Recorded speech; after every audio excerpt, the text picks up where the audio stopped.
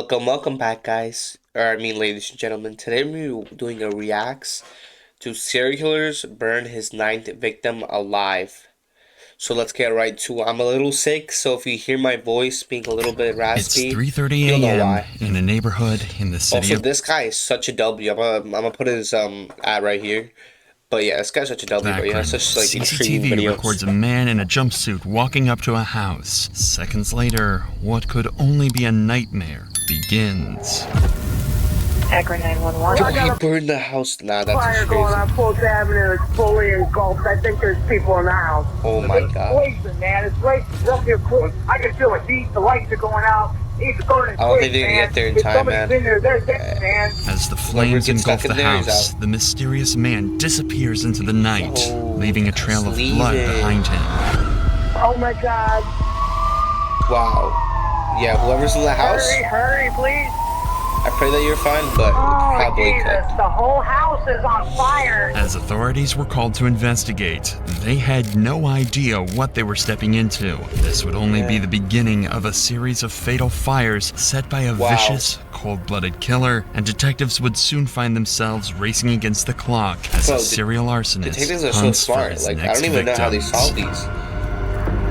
Sadly, this guy's so good at what he does. The bro. night of April 17th, 2016 was Close to my birthday, uneventful actually. for 66-year-old Lindell Lewis. He had just gone through a hip replacement surgery and was resting at his home on 719 Fultz Street, being looked after by Gloria Jean Hart, his girlfriend Okay. at the time. However, this night would be different. This night would plunge the once peaceful city of Akron into sheer terror.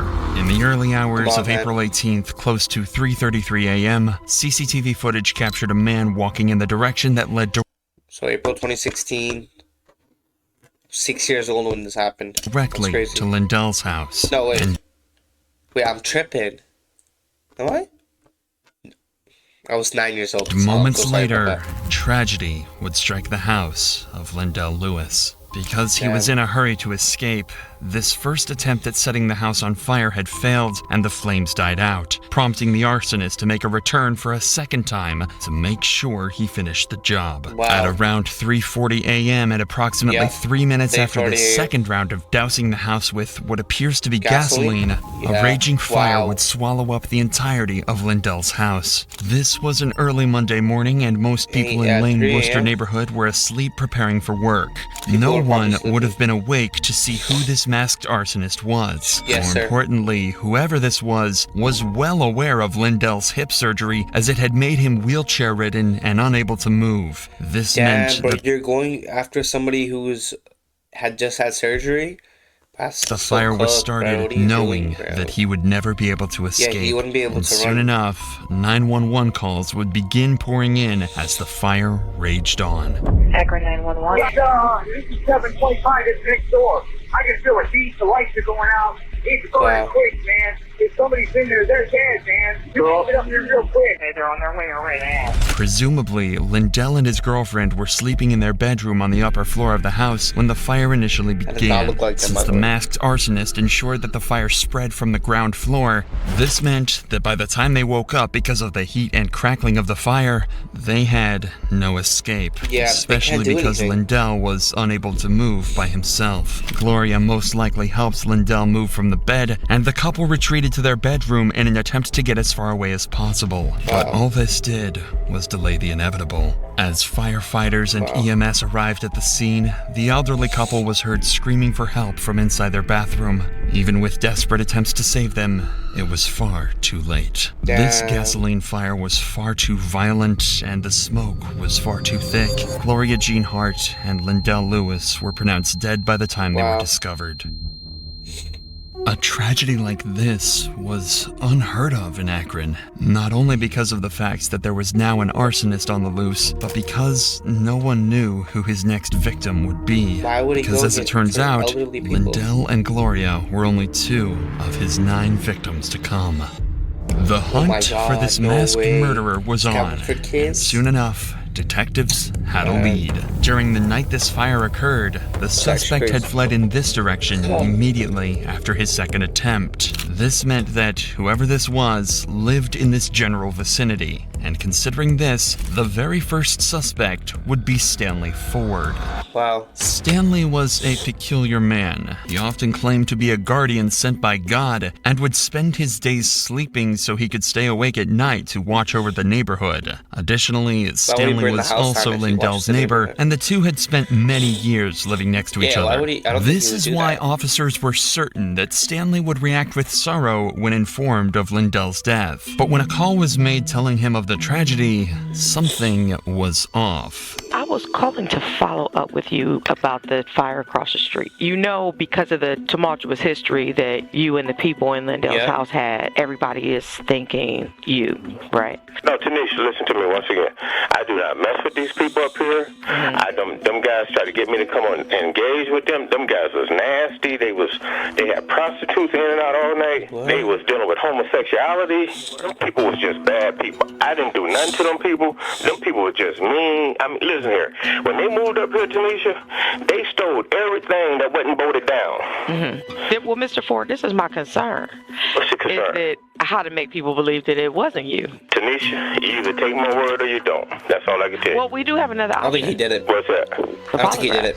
It doesn't seem like he did it. Suspiciously, not only did Stanley refuse a polygraph test, but officers believed his reaction to be endorsing Lindell's death rather than mourning it. This That's was true. likely because of a lull in the two's relationship that stemmed from their arguments about property boundaries and maintenance. However, in all fairness, I don't think he this did it. case was not limited to Lindell alone. In fact, Stanley was infamous for often disputing with neighbors when it came to property boundaries. All things considered, Stanley was only seen as a weird and obnoxious neighbor rather than someone who would burn a Yeah, no house one- I down. don't think he would For do now, that. at least, he was not the most prominent suspect, as detectives Yes, began he to can. believe He that the didn't do one it. responsible for this fire may have been someone inside Lindell's house.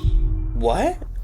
The night the fire occurred, Lindell and Gloria were not the only ones in the house. Thomas Hugley and Garrett were two of Lindell's friends who were going through tough times due to financial Wait, constraints. did they also Lindell die? was kind enough to offer the two of them a place in the basement of his home.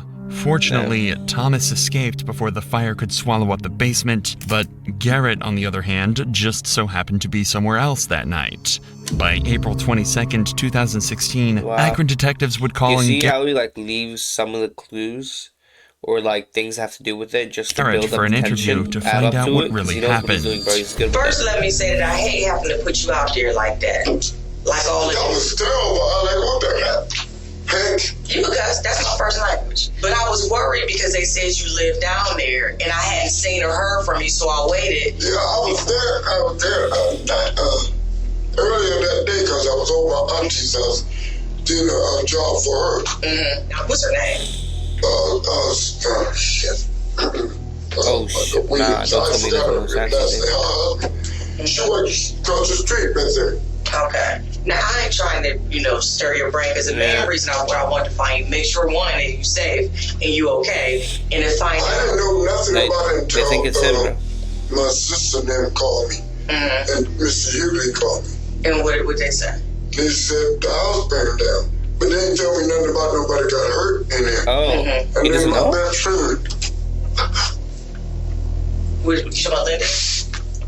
For detectives, it is definitely odd What? that Garrett is taking so long to remember the finer details, but this is nothing conclusive as of now. Yes, sir. However, they are confident that by poking deeper, they might be able to find some It's clues. not him, bro. Have you heard about anybody who got a beef with him?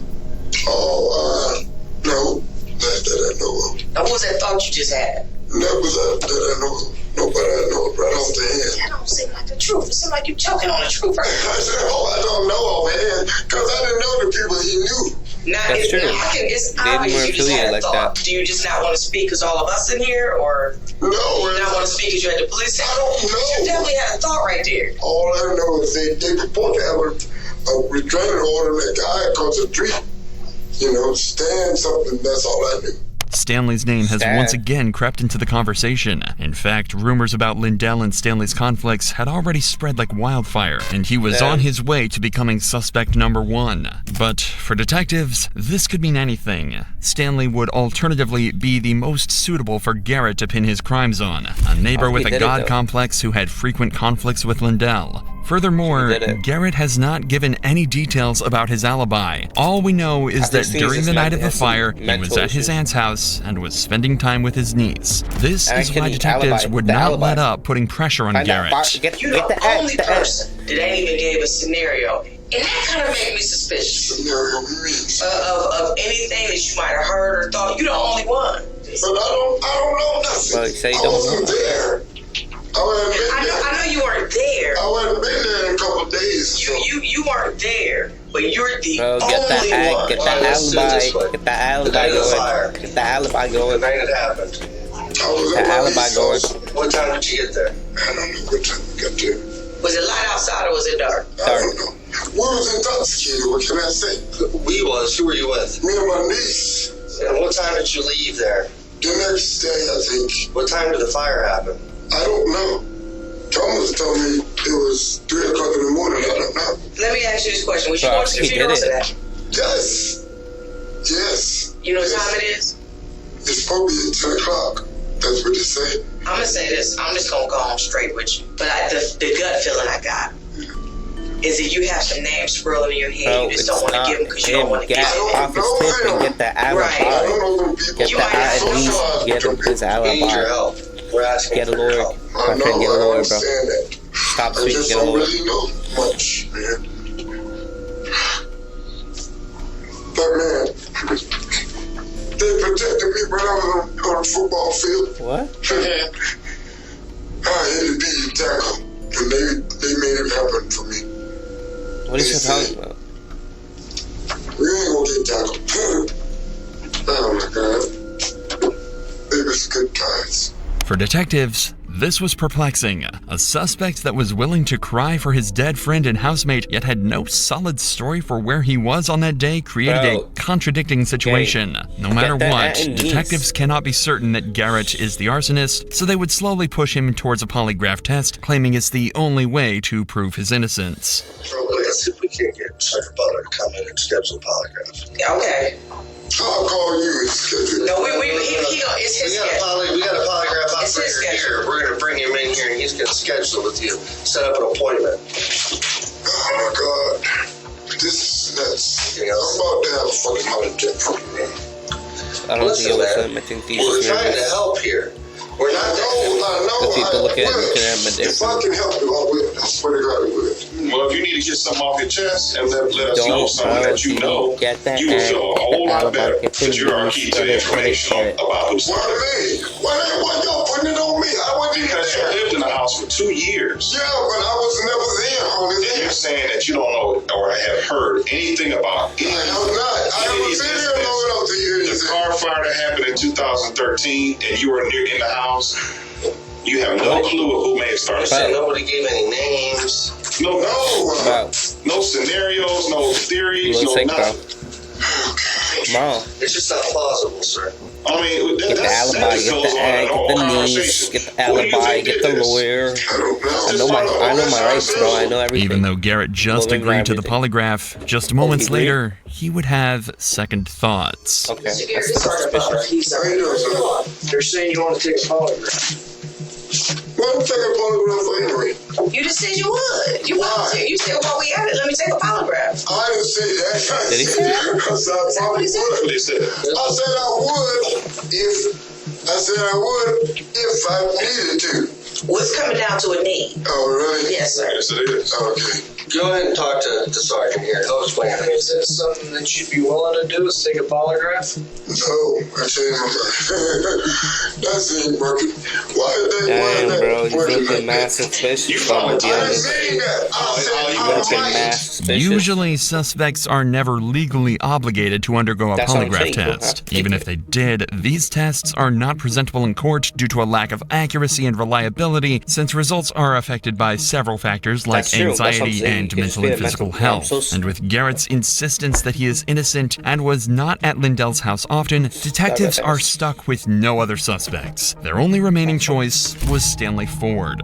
the self-proclaimed neighborhood guardian. But at this point, this was more of a gut feeling for detectives, as they could not put up a plausible case against him for an arrest. In their eyes, many suspects were just as suspicious as Stanley, if not more. This meant the Arkan arsonist was still on the loose, and maybe these investigations had scared him, because things seemed to settle down. For the entirety of 2016, there were no more fires, and most began to forget about the incident. However, this peace would soon come to an end. On January 23rd, 2017, someone set fire to a vehicle on 723 Russell Avenue, just a few blocks away from the first fire. The next 2 months would be another wave of silence from the arsonist until May 15th, 2017, when close to 3 a.m., Lane Worcester neighborhood was given another rude awakening. Multiple people are dead after a house fire in Akron this morning, and at least some were children. The Akron Fire Department says the home was fully engulfed when they arrived. The heat was so high, a staircase melted away. The exact number of victims has not been released. A fire on 693 Fultz Avenue had resulted in the death of 7 people. 35-year-old Dennis Huggins and 38-year-old Angela Boggs, along with their 5 children, aged between 16 months and 14 years. This was the second major fire after the Lindell home was burned to a crisp 13 months prior. The fire had started in trash cans placed at the front of the house and spread quickly through the porch into the home. However, this was no accident. According to a forensic analysis, an accelerant identified as gasoline was dumped into the cans. The flames were intense and enveloped the house within seconds. There was no room for escape. And just like the first fire, all 7 victims were found huddled in corners of the home as they had been trapped by the smoke and flames. The bodies had been burnt so badly that the only way to identify them was through a DNA test. This was a tragedy. But compared to the first fire, finding the suspect this time wouldn't be hard, as there were only 2 options. The first was Patrick Boggs, who had a bit of history with Angela Boggs, the mother of the children in this fire. Patrick Boggs served 12 years in prison for dousing Angela in kerosene and threatening to set her on fire in 2001. He was a violent man and had even tried to stab someone, making him a very plausible suspect. But even with his past, Patrick was quickly discarded as cameras provided he had never left his home in Ohio. More importantly, an extensive polygraph test proved that Patrick was telling the truth about not being involved in this crime. However, his role in these murders wouldn't end here, as we'd later find out. For now, the only remaining suspect was a familiar face, one that was a common denominator in both fires: Stanley Ford. And this time, officers were prepared to gather a mountain of evidence against him. They treat me like I'm a suspect, man. I'm not a suspect. The first step was to obtain a search warrant for Stanley's home, which would result in a crucial piece of evidence being found: worn-out tennis shoes that had been covered in an accelerant. An accelerant that just so happened to be gasoline. But the evidence wouldn't end here. One of the detectives would decide to have a one-on-one conversation with Stanley in his car, and what he says would be nothing short of disturbing. No, listen what I'm saying to you, Stanley. This is so wrong, Stanley, listen what I'm saying to you. Embarrassing to my neighbor. Listen what I'm saying. You mentioned some things last night about some bad people at the house, or... Well, to me, I thought they was bad kids. The stuff they was just doing immature stuff in the neighborhood. Like what?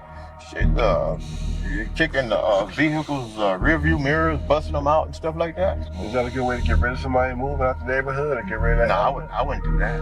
I wouldn't do it like that. Why would I do that? I wouldn't do it at all. I ain't gonna set somebody on fire just to get them out of the neighborhood. That ain't godly, like, man.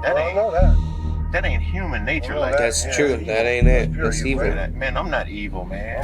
Yet another instance of Stanley Ford justifying not only the deaths of the couple, but of their 5 innocent little children too. Just like in the murder of Lindell Lewis, there was a pattern of pure hatred towards the victims. A pattern so disgusting that Stanley felt it was his God-given right to purge anyone who upset the guardian of the neighborhood. In this case, Stanley often accused the family of dealing drugs, damaging his property, and engaging in illegal activities which only fueled his hatred towards them. Several neighbors had witnessed heated exchanges between the couple and Stanley leading up to the fire. Not only that, but the night of the fire, neighbors mentioned how they saw Stanley continuously patrolling the house. This would be corroborated by CCTV footage that would not only catch Stanley walking towards the house right before the fire, but also running away from it after. If all of this was not compelling enough, there would be one last piece of evidence that would solve the mystery of the Arkan arsonist. Take a look at this footage from the 2016 fire of Lindell's home.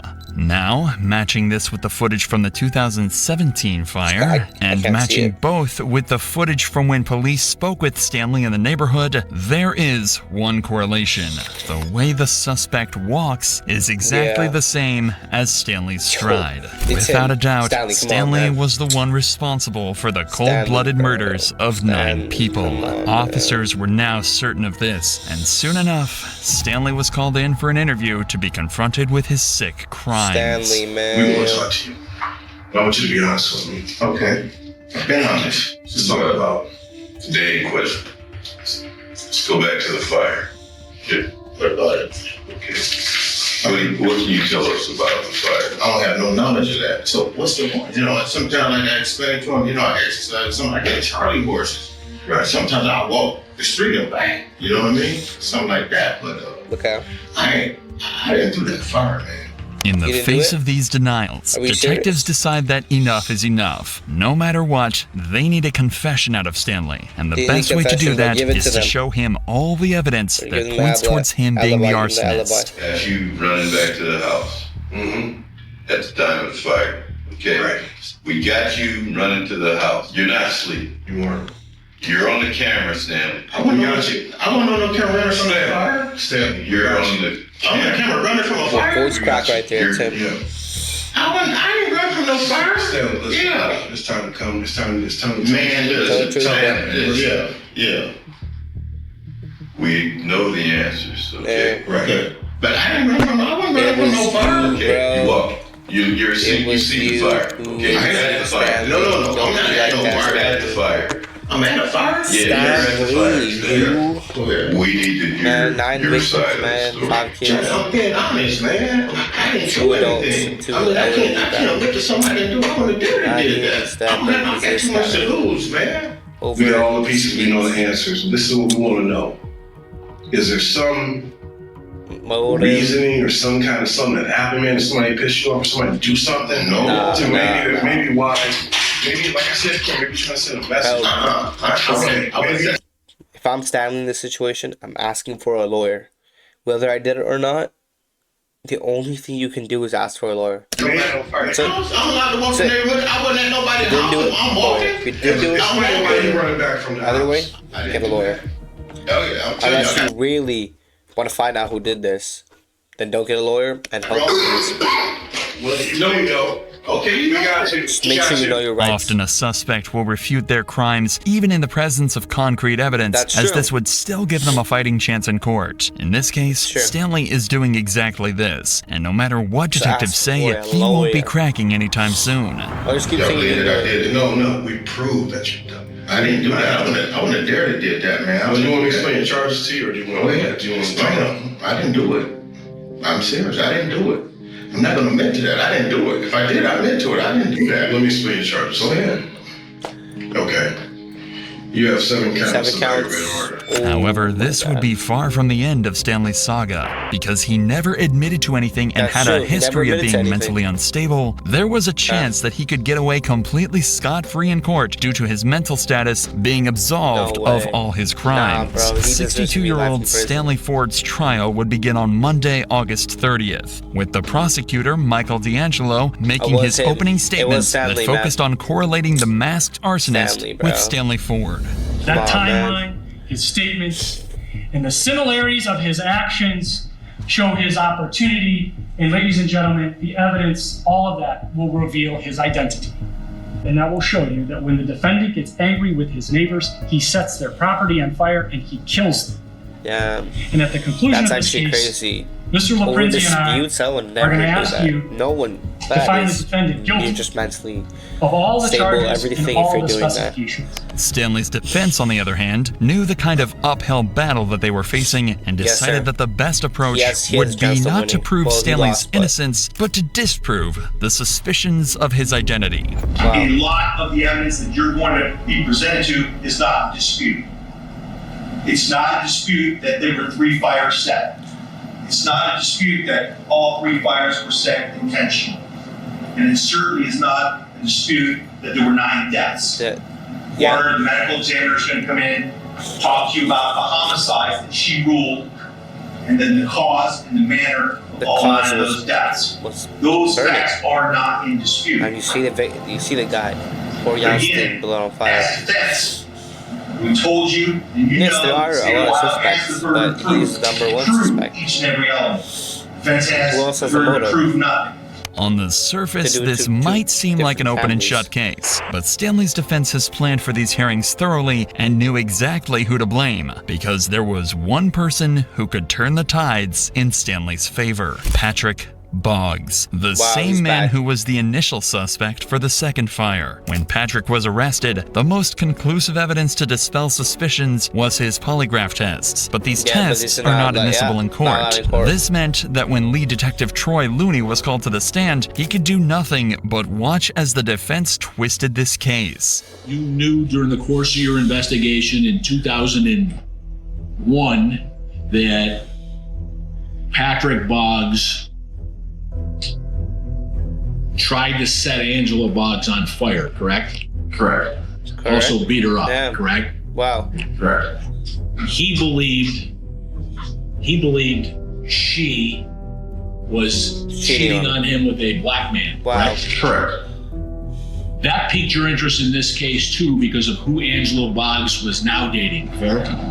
That's correct. This line of questioning puts the prosecution in a tough spot, as Detective Troy could not immediately dispel the doubts of Patrick being the suspect using the results of the polygraph test. However, the defense would not lose momentum on this win. They would play their final trump card, bringing in Patrick Boggs himself as a witness. And at this time, do you choose to testify? I choose plead the fifth, and not testify at all. So you're choosing to invoke your Fifth Amendment right against self-incrimination, is that correct?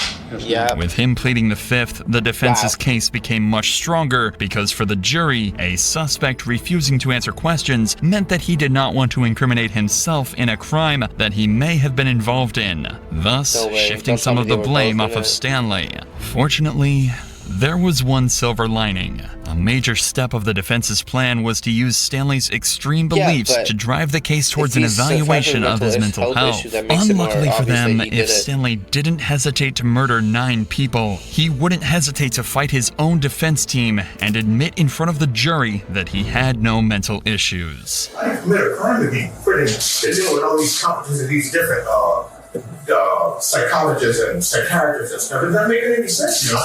But I gotta tell you, it's incumbent upon you to cooperate with Dr. Partridge. I'm not saying a doctor, Your Honor. I'm done with it. I'm not saying no more doctor. At this point, the only thing left to do was for the jury to come to a decision. However, listen, this is really like complicated, honestly.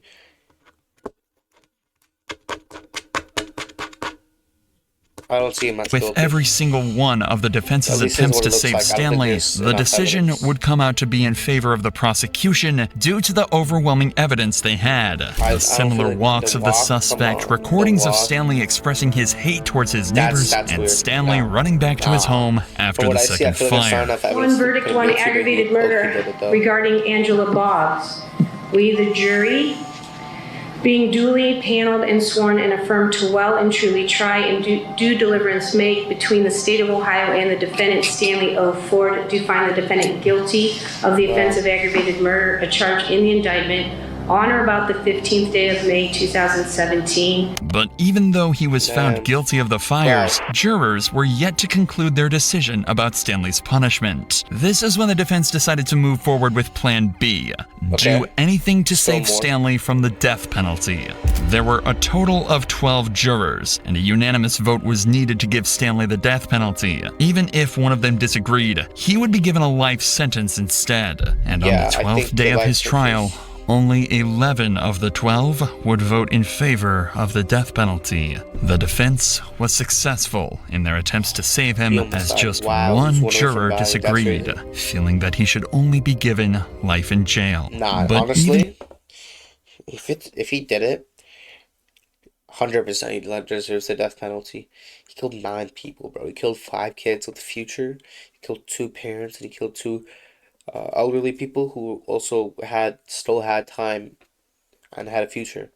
His life sentence would not be kind to him, because for every single year... Even if that, I wouldn't agree to do death penalty. I just don't think it's in my state of mind where I can say yes to killing someone.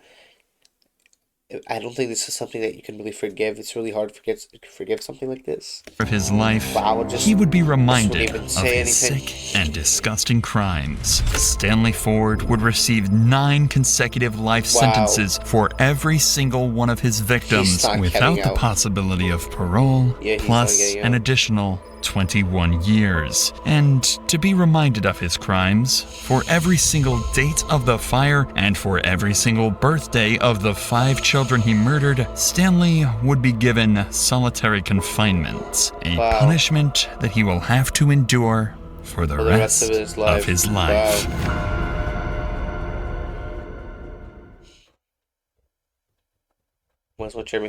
is Seattle. Yo, honestly, W video, bro. If y'all enjoyed that video, like and sub, bro. That was a good video. This guy's always releasing bangers. Go check him out. And I'll see you guys in the next video. Peace.